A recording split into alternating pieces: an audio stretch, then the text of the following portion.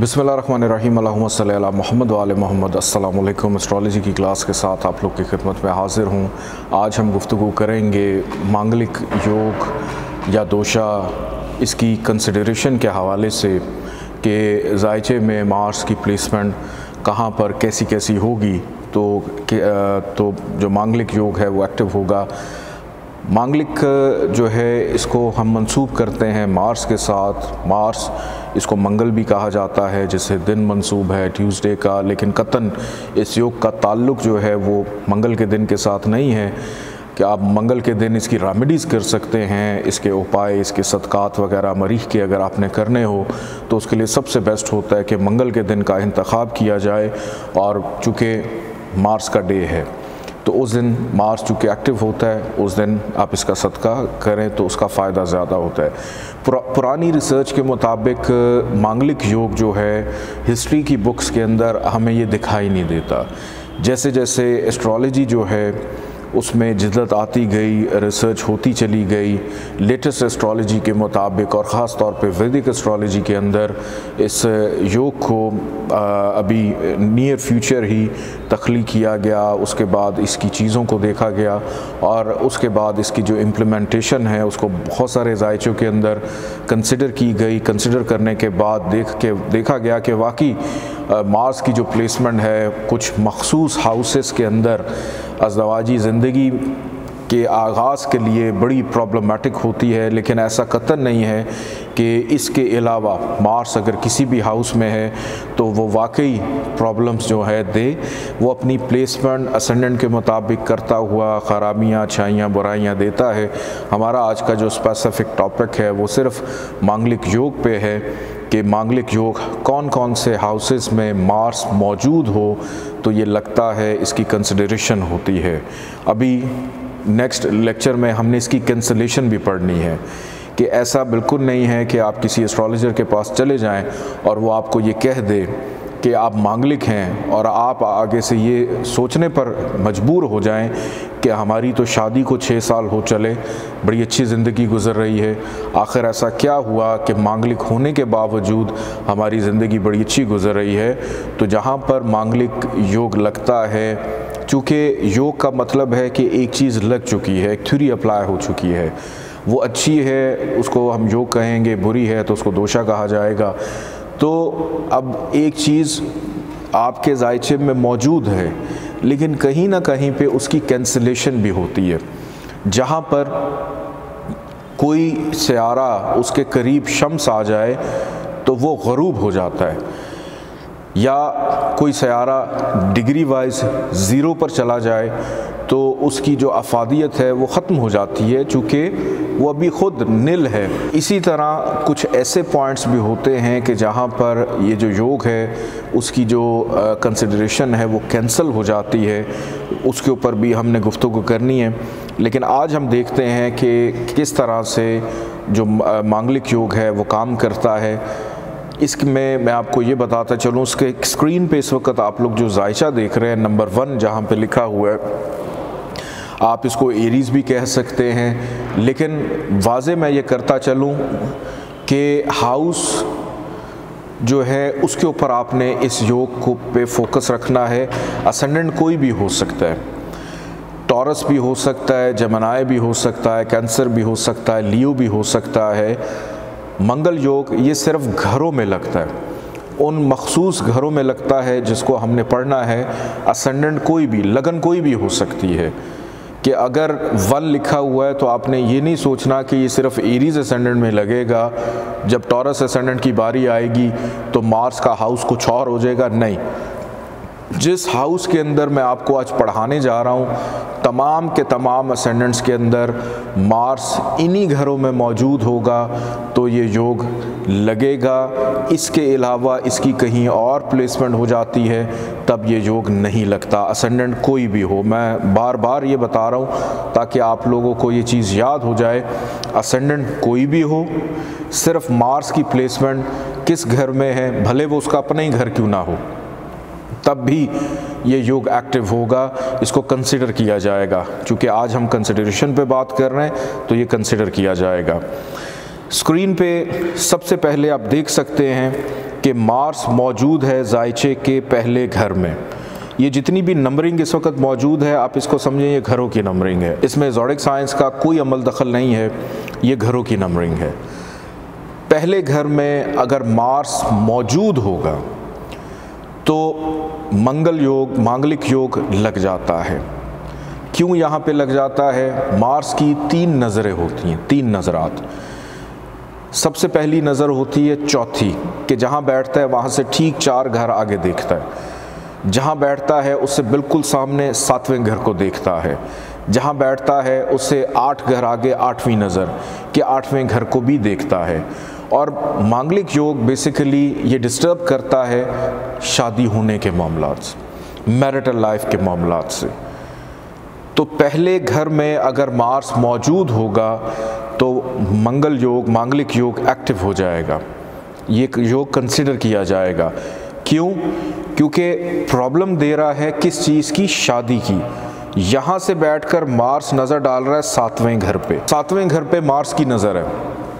इस बेस के ऊपर मार्स अगर पहले घर में मौजूद होगा तो मांगलिक योग एक्टिव हो जाएगा, मांगलिक योग कंसिडर किया जाएगा।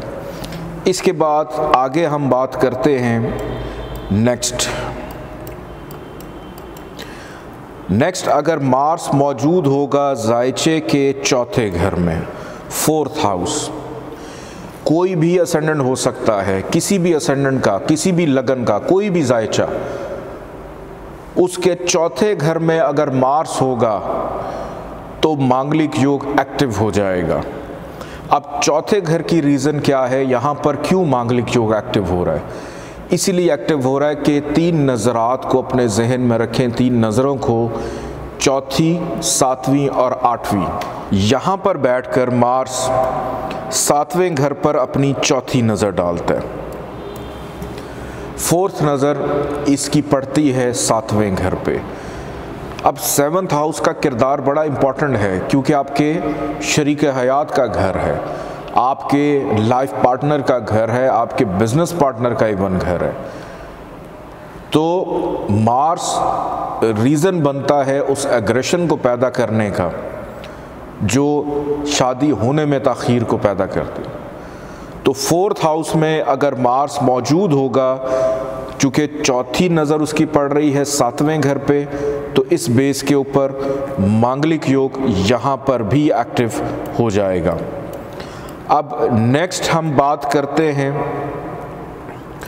जायचे के 7वें घर की, कि 7th हाउस में अगर मार्स आ जाए, तो पीछे से हम पढ़ते ही आ रहे हैं कि मार्स की नज़र 7वें घर पे, मार्स की नज़र फिर 7वें घर पे। तो अब मार्स जबकि ख़ुद 7वें घर में आके बैठ गया, तो जब 7th हाउस के अंदर किसी का भी असेंडेंट हो, कोई भी जायज, 7वें घर में जब मार्स आ जाएगा तो मांगलिक योग कंसिडर होगा, ये योग एक्टिव हो जाएगा कि वही तमाम ख़राबियाँ शादी होने के हवाले से देना शुरू कर देगा। अभी जहन में सिर्फ यही रखना है कि हम कंसिडरेशन पढ़ रहे हैं, अभी हम कैंसिलेशन की तरफ नहीं गए। 7th हाउस में मार्स आ जाएगा तो यहाँ पर मांगलिक योग जो है वो एक्टिव हो जाएगा। नेक्स्ट हाउस की जानिब बढ़ते हैं 8th हाउस कि 8वां घर अगर यहाँ पर मार्स आ जाता है तो यहाँ पर मार्स का क्या काम है कि मांगलिक योग एक्टिव हो जाए। कि यहाँ से अगर हम देखें तो इसकी चौथी नज़र पड़ रही है 11वें घर पे, 7वीं नज़र पड़ रही है दूसरे घर पे, 8वीं नज़र पड़ रही है तीसरे घर पे। तो यहाँ पर मांगलिक योग क्यों एक्टिव हो गया?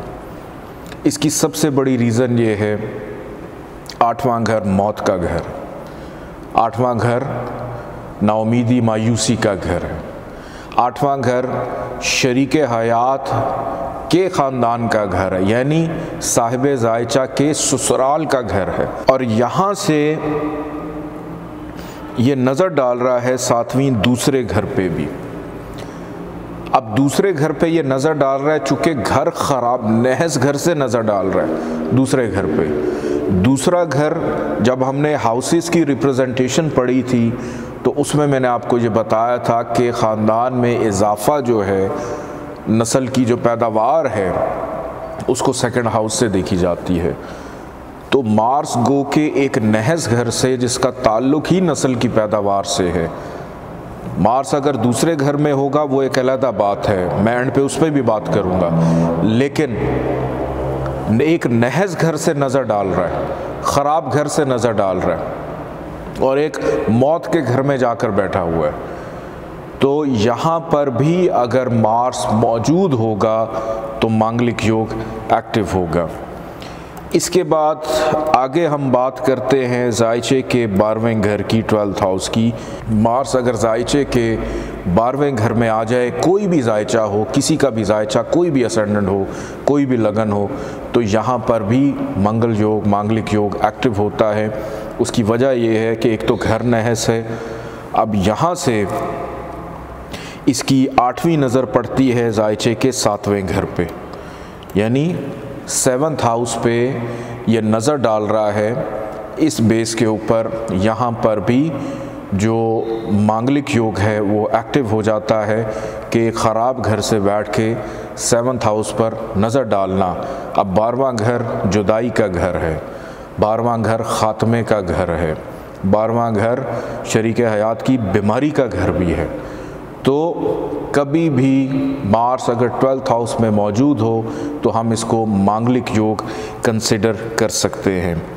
अब कुछ रिसर्च के मुताबिक ये भी कहा जाता है कि मार्स अगर जायचे के दूसरे घर में हो तो तब भी मांगलिक योग एक्टिव हो जाता है। लेकिन मेरी यहाँ पे थोड़ी सी थ्योरी डिफरेंट है कि जैसे 8वें घर से जब मार्स नज़र डाल रहा था तो मैंने ये बताया कि मांगलिक योग यहाँ पे कंसिडर होता है, लेकिन उसकी रीज़न ये थी नहस घर से नज़र डाल रहा था। दूसरा घर हमने बहुत दफ़ा कि एंटी हो सकता है, नीम नहस हो सकता है, लेकिन दूसरे घर को हम मुकम्मल नहस नहीं कह सकते।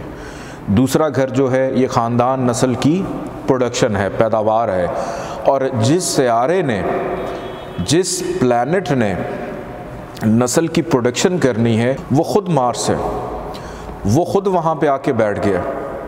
तो कभी भी सेकंड हाउस के अंदर मार्स की मौजूदगी जो है वो मांगलिक योग या मंगलेश उसको हम कंसिडर नहीं करते। दूसरे घर के अंदर मांगलिक योग कंसिडर नहीं किया जाता। कुछ ऐसे अफराद हैं वो ये भी कहते हैं कि जायचे का आपने 8वां भी बता दिया, 12वां भी बता दिया, तो छठा घर जो है उसके अंदर भी अगर मार्स आकर बैठ जाए तो यहाँ भी मांगलिक योग होता है। यहाँ पर चूँकि बीमारी का घर है, मायूसी का घर है, कर्ज़ का घर है, टेंशन का, डिप्रेशन का घर है, लेकिन इसका कतन ये मकसद नहीं है कि यहाँ पर अगर मार्स आकर बैठ जाए तो मार्स जो है वो मांगलिक योग को एक्टिव करे। मांगलिक योग की जो कंसिडरेशन है वो सिर्फ पहले घर में होती है, वो सिर्फ चौथे घर में होगी, 7वें, 8वें और 12वें घर में होगी। और क्यों होगी, किस वजह से होगी, इसकी रीज़न भी मैंने आपको बताई है। दूसरे हाउस में या छठे हाउस के अंदर हम एक ख़राबी की निशानदही तो कर सकते हैं, लेकिन हम ये नहीं कह सकते कि उस घरों में बैठने की वजह से शादी के मामलात में प्रॉब्लम्स आएंगी। अपना बहुत सारा ख्याल रखिएगा, इजाज़त दीजिए, अल्लाह हाफ़िज़।